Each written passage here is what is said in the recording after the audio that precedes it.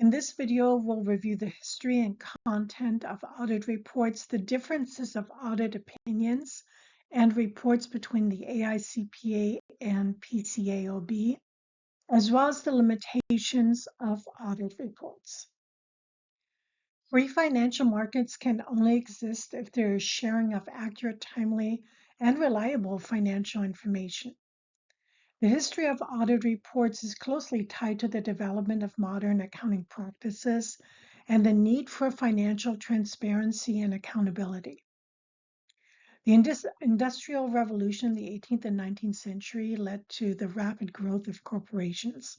With more complex financial structures, the need for independent oversight of financial statements became very apparent.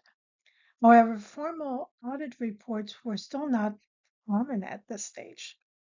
The late 19th century saw the emergence of independent auditing firms such as PricewaterhouseCoopers and Ernst & Young, which provided audit services to businesses.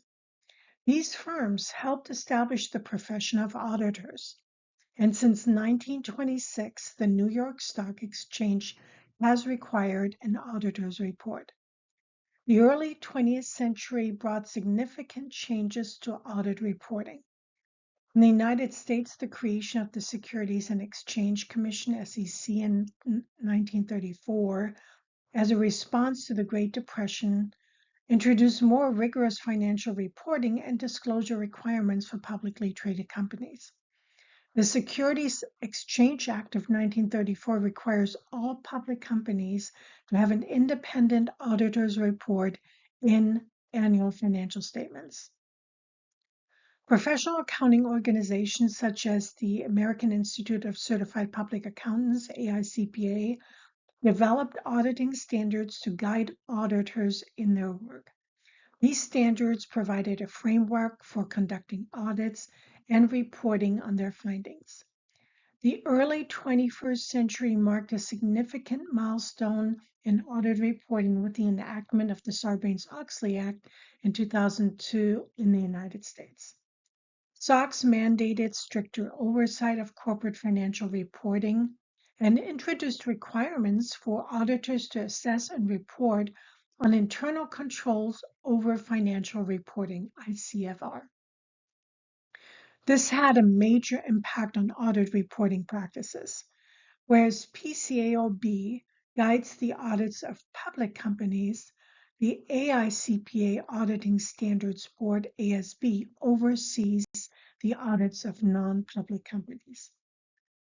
Today, independent auditors express or disclaim an opinion on whether an entity's financial statements and related disclosures are presented in accordance with generally accepted accounting principles. There are several differences between the AICPA and PCAOB audit reports. The standard that guides non-public companies under the AICPA is Exhibit 5.3, Unmodified Opinion for Non-Public Companies.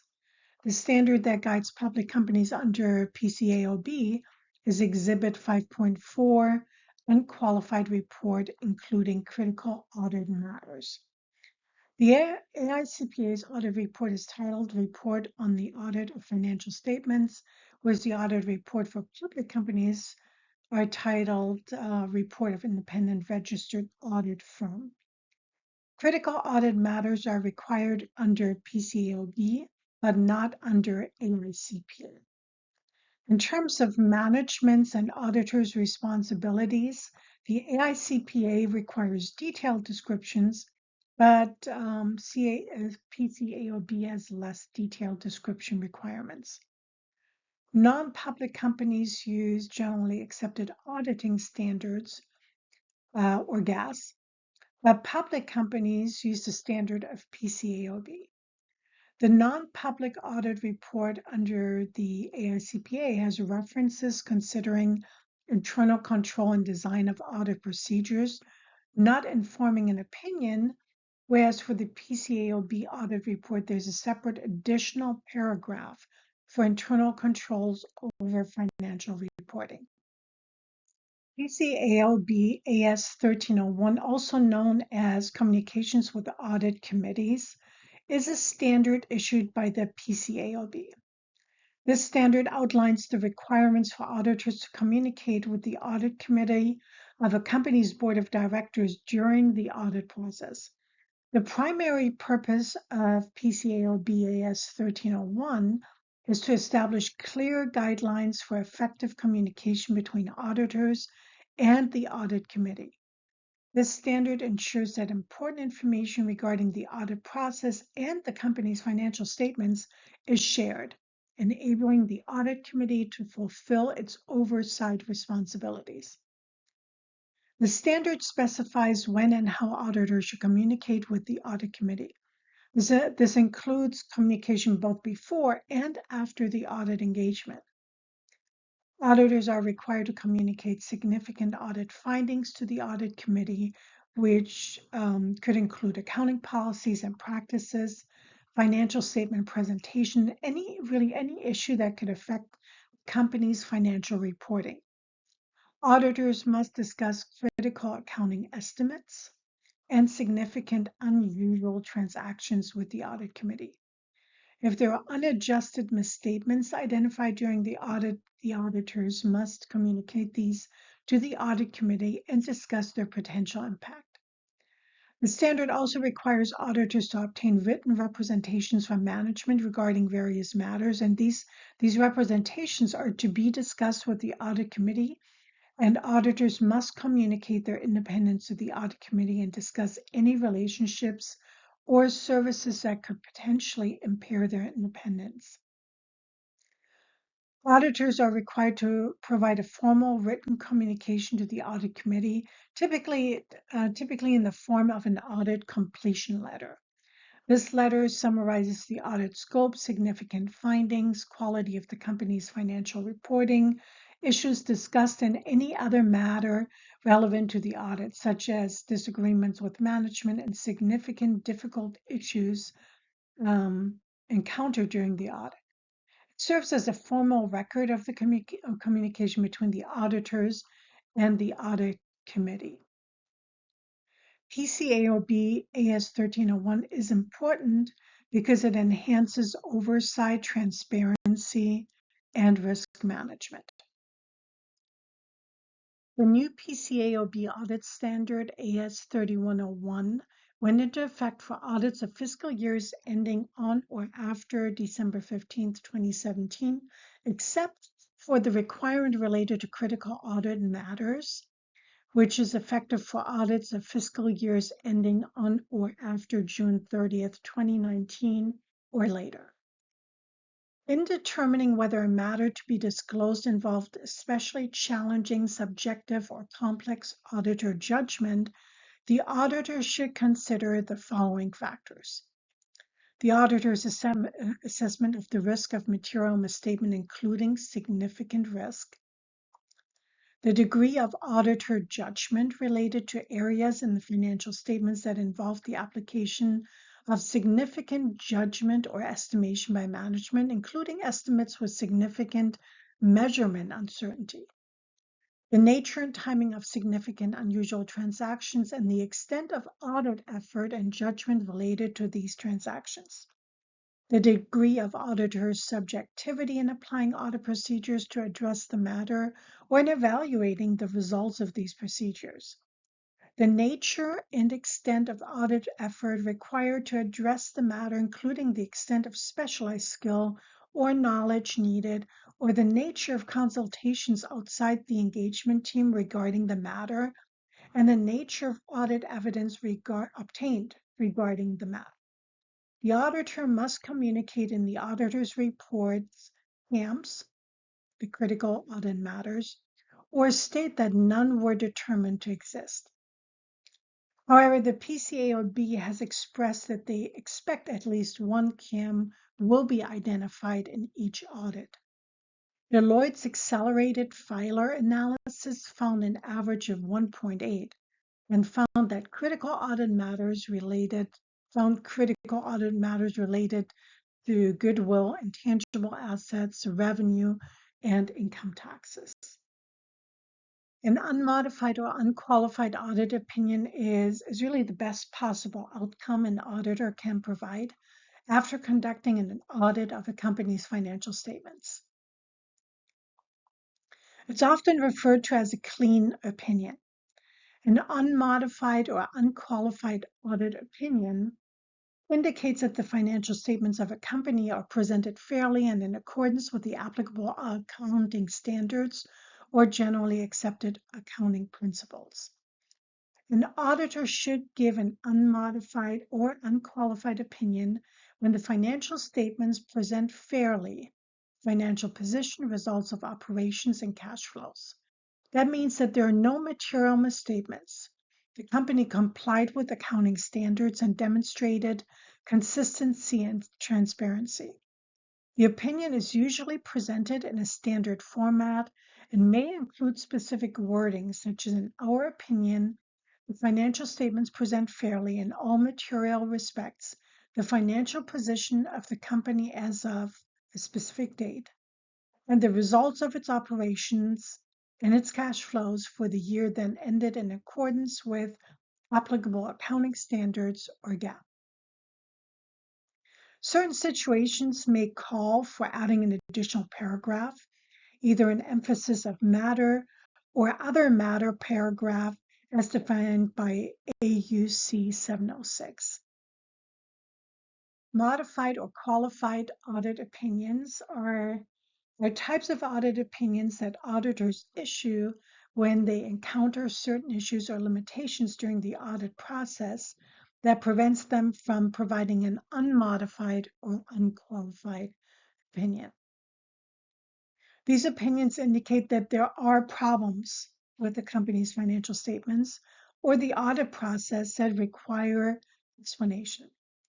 A qualified audit opinion is issued when the auditor believes that, except for one or more specific issues, the financial statements are fairly presented in accordance with the applicable accounting standards or generally accepted accounting principles. The qualification is made when the auditor encounters a specific issue that has a material impact on the financial statements. This issue could be related to accounting methods, financial presentation, internal controls, or the availability of audit evidence.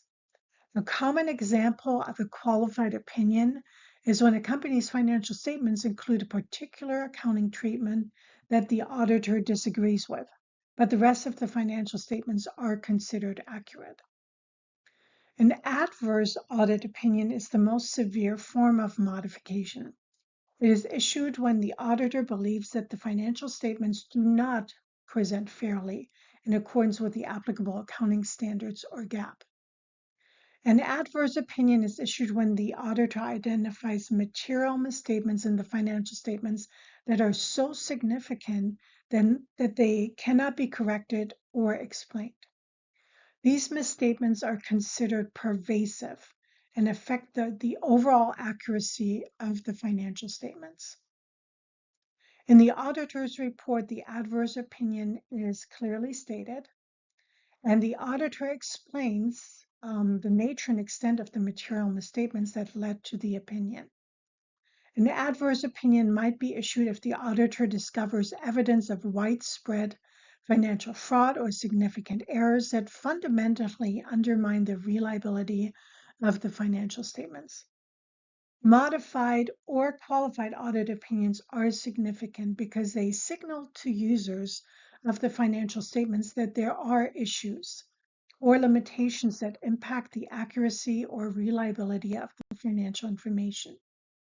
Stakeholders, including investors and creditors, may approach the company's financial health with caution when a qualification or adverse opinion is issued.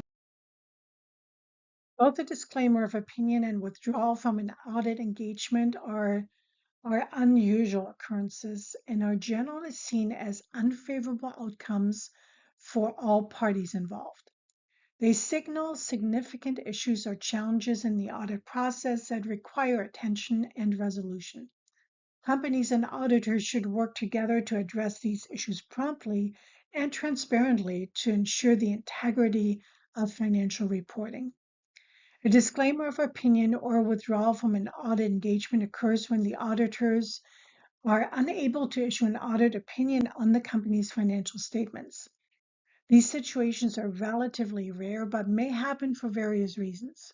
This can happen when there is a significant lack of information, severe limitations imposed by the client, or when the auditor encounters substantial uncertainties that prevent them from forming an opinion.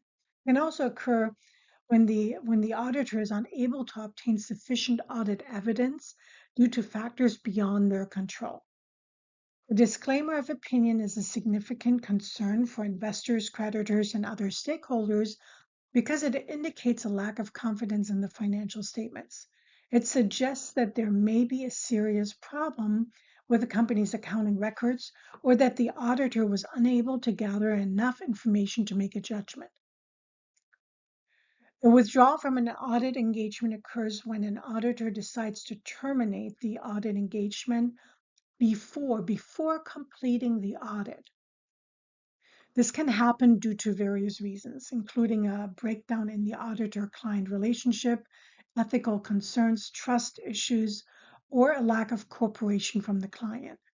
Common reasons for withdrawal include discovering fraud or unethical behavior within the client organization, a loss of independence, the client's failure to provide necessary information or access to records, or a fundamental disagreement between the auditor and the client. When an auditor withdraws from an engagement, it is a significant event that can have serious limitations for the client, especially if the client is a publicly traded company. The client may need to find a new auditor and address the issues that led to the withdrawal. Withdrawal triggers the filing of the SEC's 8K form by management. Audit reports play a crucial role in providing assurance about the accuracy and reliability of a company's financial statements. It's really important to understand their limitations. Auditors are responsible for conducting audits based on established auditing standards, but there are inherent constraints and boundaries to what an audit can achieve. Here's some key limitations of the audit report. For instance, sampling and testing. Auditors often use sampling techniques to examine only a portion of a company's transactions and account balances. They can't review every single transaction, so there's a risk that they miss errors or fraud that occur outside their selected sample. Relying on evidence. Auditors rely on evidence provided by the client and third parties. If management or third parties intentionally or unintentionally provide misleading information, the audit may not detect it. Materiality threshold. Auditors set a materiality threshold to determine which errors or misstatements are significant enough to report. Smaller errors below the materiality threshold may go undetected. Fraud detection. While auditors are trained to look for signs of fraud, they may not always detect it, especially if it involves collusion among employees or sophisticated schemes designed to deceive auditors. The limited time frame. Audits are conducted within a specified time frame, often annually.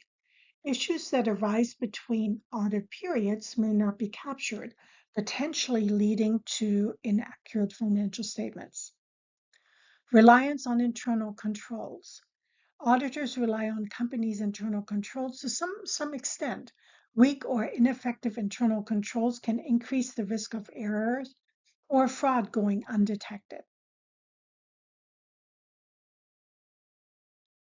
Judgment and estimation. Some financial statement items, such as fair value estimates or provisions for future liabilities, require significant judgment and estimation by management. Auditors review these estimates but may not be able to assess their accuracy with precision. Going concern assumption. Auditors assess whether a company can continue as a going concern for the foreseeable future. However, predicting future events and the company's ability to survive can be challenging. Limitation on scope. Auditors are required to communicate any limitations on the scope of their audit. These limitations may arise due to restrictions imposed by the client or other factors beyond the auditor's control. And there's non-audit services. When auditors provide non-audit services to their clients, like, for instance, consulting or advisory services, independence concerns may arise, potentially affecting the auditor's ability to provide an objective opinion. Complex transactions. Complex financial transactions or arrangements may pose challenges for auditors in understanding their intricacies and assessing their financial statement impact accurately. Reliance on historical data. Auditors rely on historical financial data. They do not predict future performance or the success of a company's strategies.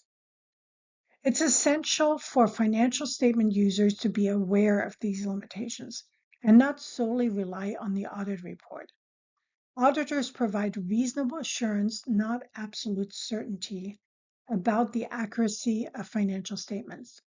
Therefore, users should complement audit reports with their own due diligence and analysis when making investments, lending, or other financial decisions. Additionally, open and transparent communication between auditors and clients is crucial to address and mitigate some of these limitations. In the AICPA audit report, these limitations were communicated via 3 important phrases in the report: reasonable assurance, material, and present fairly.